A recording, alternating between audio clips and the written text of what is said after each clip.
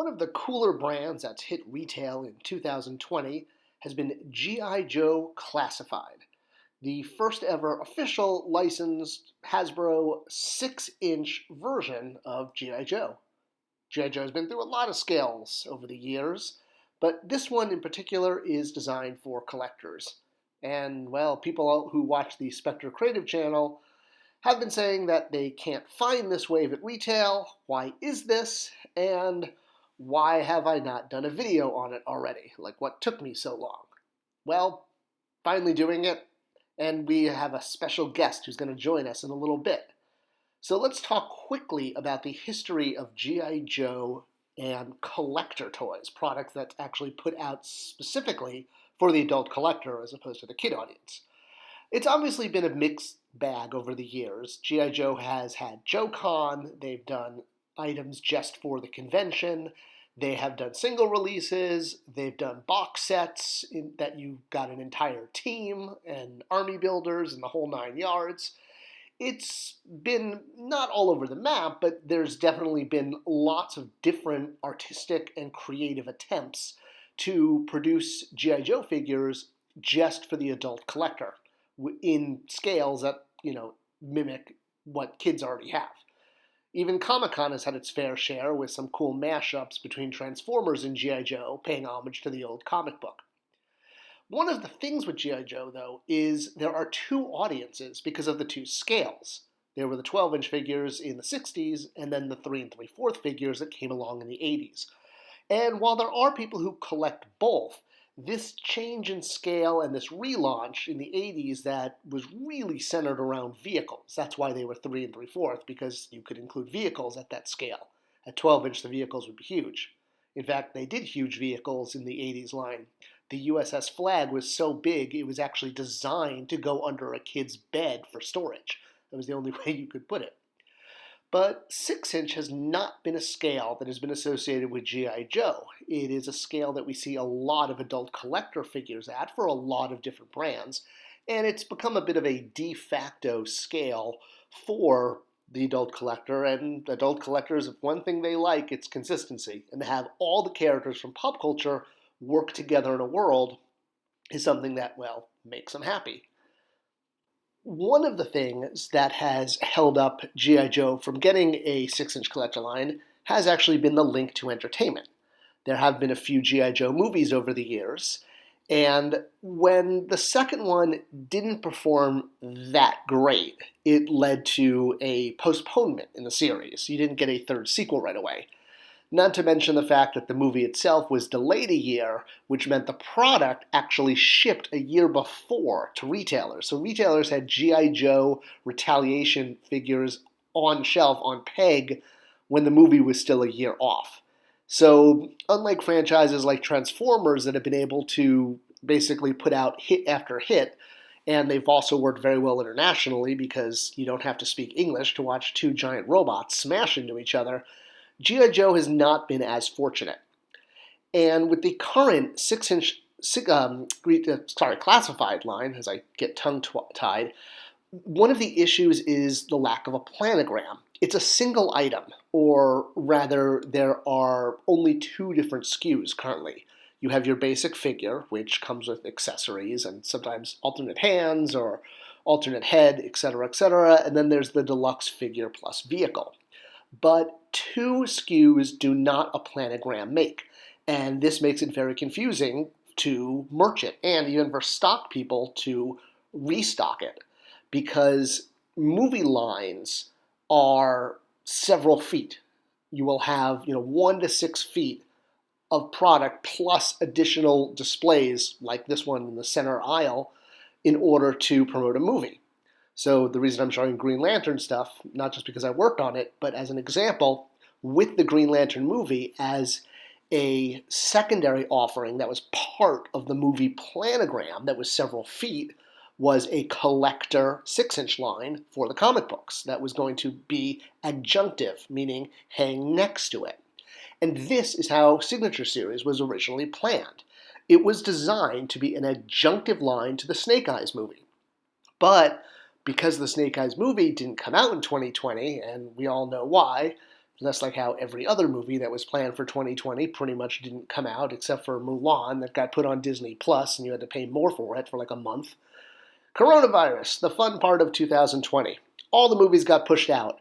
So essentially, Signature Series was an adjunctive line designed to be part of the planogram for the Snake Eyes movie. Without the movie product, it kind of left it hanging.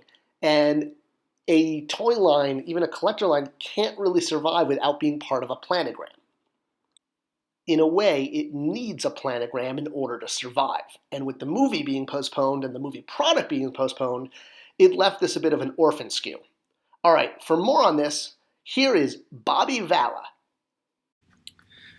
Hey, Scott. Thank you for having me on the show to come and talk some G.I. Joe. As a lifelong G.I. Joe fan, I always enjoy talking G.I. Joe, no matter what the aspect of it. So thank you again for having me on the show. For those of you who don't know me, my name is Bobby Vala. I am the owner and operator of Valaverse, producing the line of 6-inch military-esque action figures called Action Force. And I am a over 10-year veteran of the toy industry. I spent the majority of my toy career with Hasbro. I was there for almost 7 years, working on many brands, but the majority of the time was spent on Marvel, working on their kid and collector Legends products. But I also spent a small amount of time on G.I. Joe, working on a few items, as well as a canceled 6-inch iteration of G.I. Joe. It was something a little different from what you guys get in Classified. My line was a bit more Pursuit of Cobra-esque, more real-world military, as opposed to the more sci-fi route that they have taken with the line now. But speaking of Classified, I know Scott has brought me on to give a little insight into some of the issues with Classified and some things that may help the customer base, the collectors, be a little more informed as far as the item they are getting. So, with my experience, my knowledge, hopefully I can shed some light on a few things. Now, I will say this, none of this is 100% accurate. That is coming from Hasbro as a company. This is just my opinions as someone who's worked there and knows the process and knows the inner workings of it. I think I could just give my my insight into some things that aren't more commonly known, and like I said, will help inform the customer base.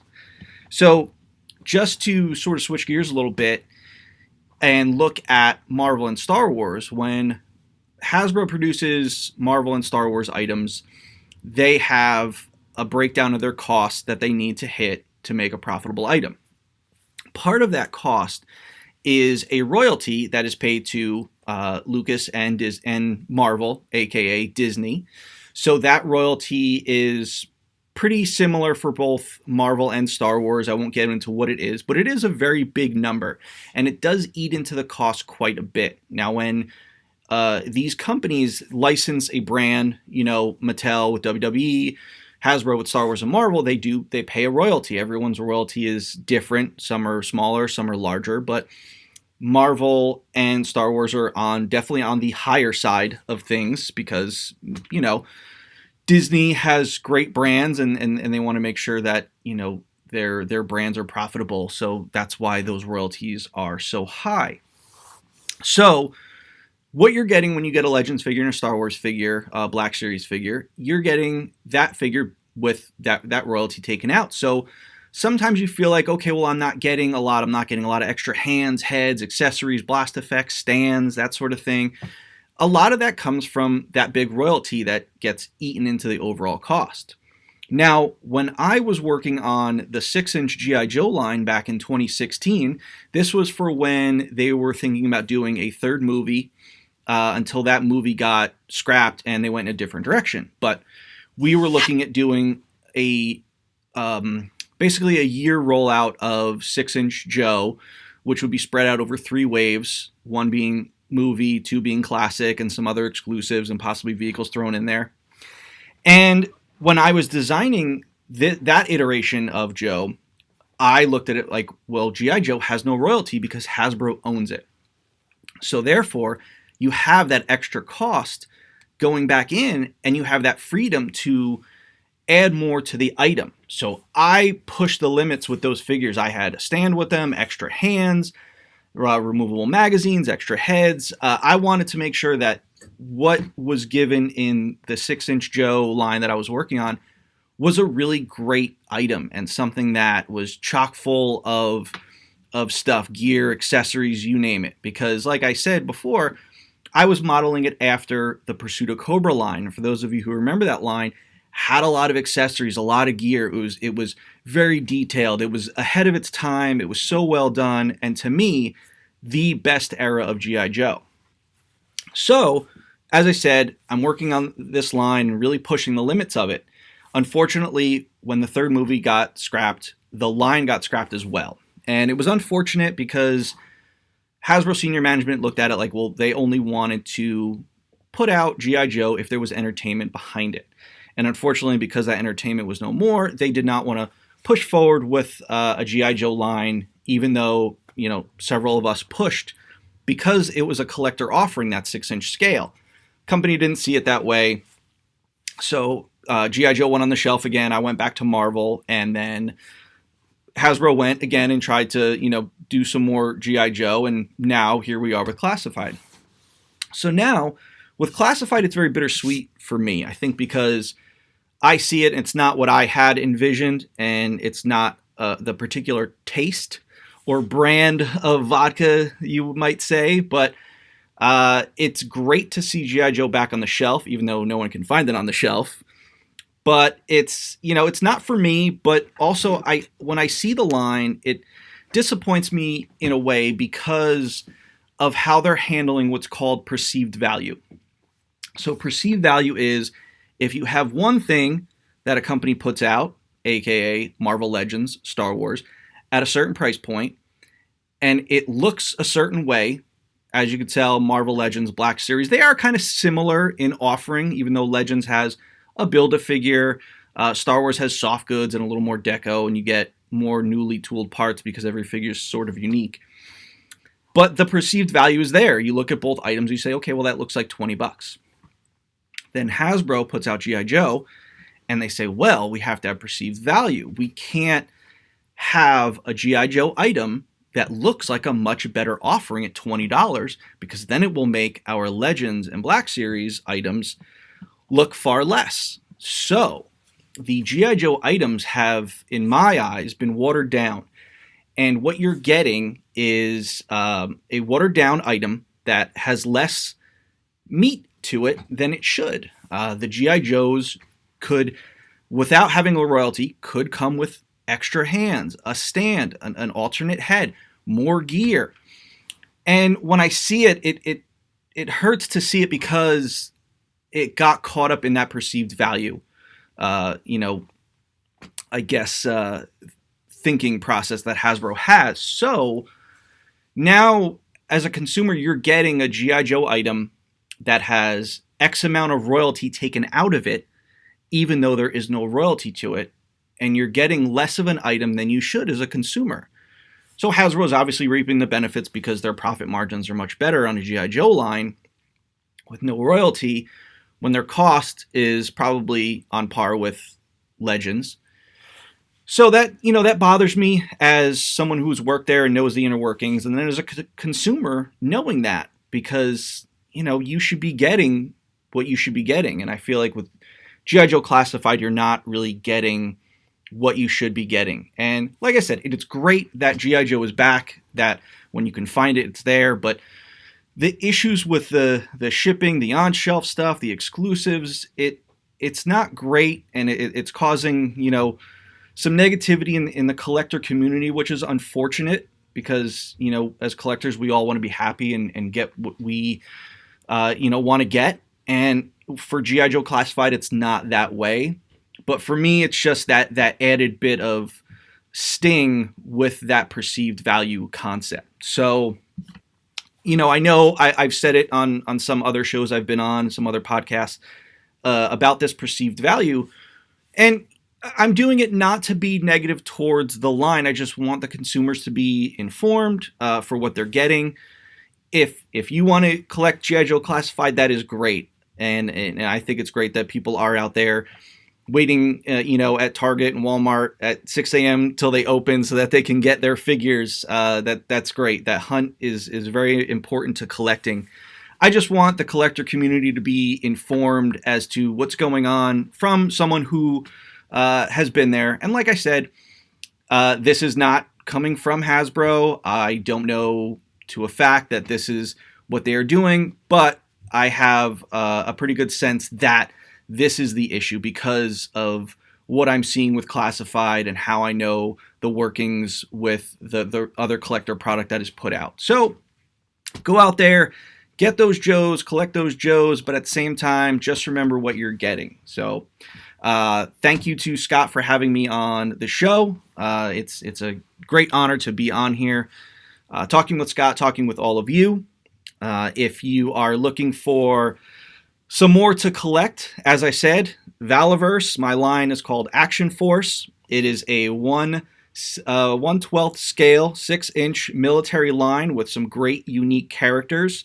Go to Valaverse.com. You can pre-order the figures now. They're shipping this spring. They are chock full of accessories and gear. There's display stands, extra hands, extra heads, gear, rifles with removable magazines, backpacks that can fit the gear, knives that come out of sheaths, you name it. This line is great. I've put a lot into it, and it's been great so far. We have Sergeant Slaughter in the line, Steel Brigade in the line, some other great unique characters.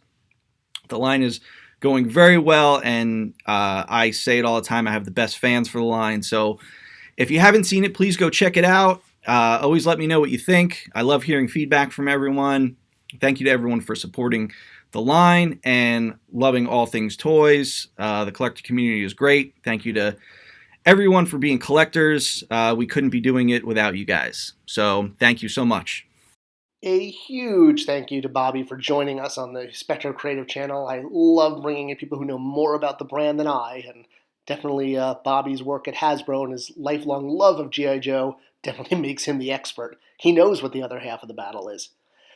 If you want to check out his stuff, the link is in the description, but it's valaverse.com, and check out his product. It's pretty amazing. Thank you guys for joining me, and I'll see you next video. If you like this one, do subscribe and give it a like, because it tells YouTube to share it with other people, and that's what this channel is all about, sharing toy love. Thanks for watching, and I'll see you in the next video.